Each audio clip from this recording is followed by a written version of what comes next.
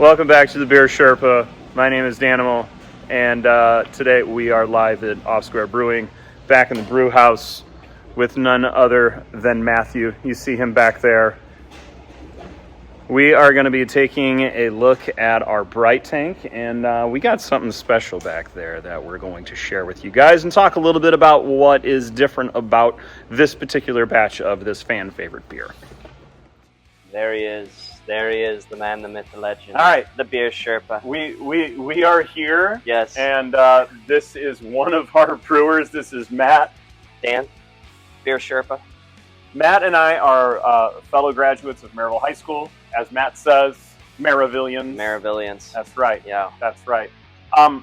So today we're going to be talking about this vessel behind us.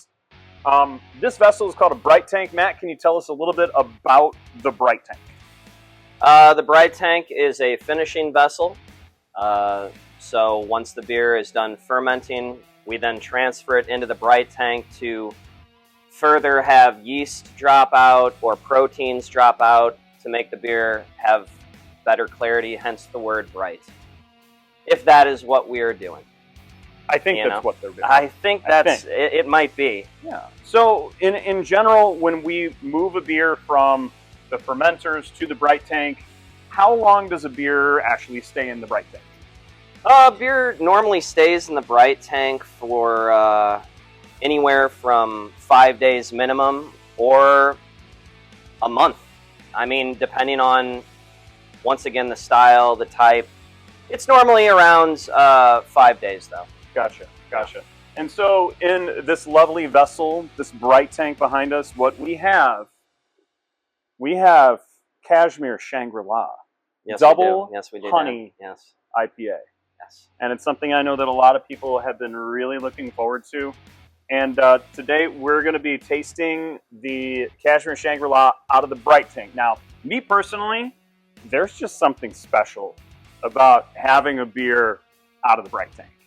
I mean, yeah, everybody loves to have it. I mean, you get to put the little cutie pigtail on there, you know, so it actually pours somewhat proper. But yeah, the cool thing is as well, like you're not adding any O2 at this. I mean, this is the final process. Once again, for the Brite tank, while we sanitize it and clean it, we then purge it before we move the beer in there with CO2, so no O2 gets in. And like the Beer Sherpa has said before, O2, oxidation, you know, loss of color, wet cardboard flavor. Nobody wants wet cardboard beer. No.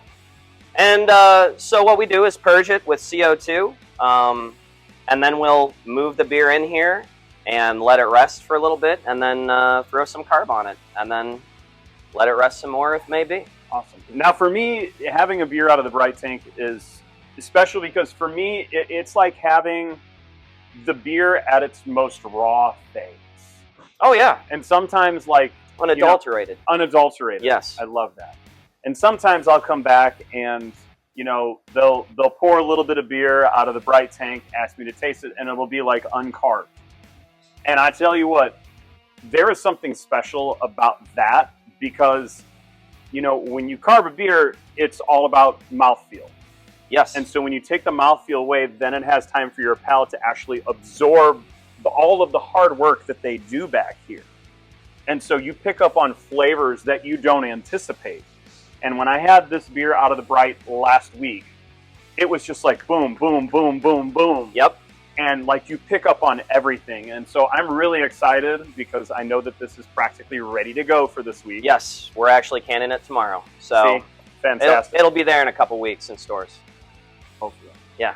All right. Oh, and I also wanted to say that you mentioned not having it with CO2 on it. You know, we always joke around that carbonic acid is the fifth element of brewing. Ooh. But anyway, all right. shall we? Shall we? Yes, right. we shall.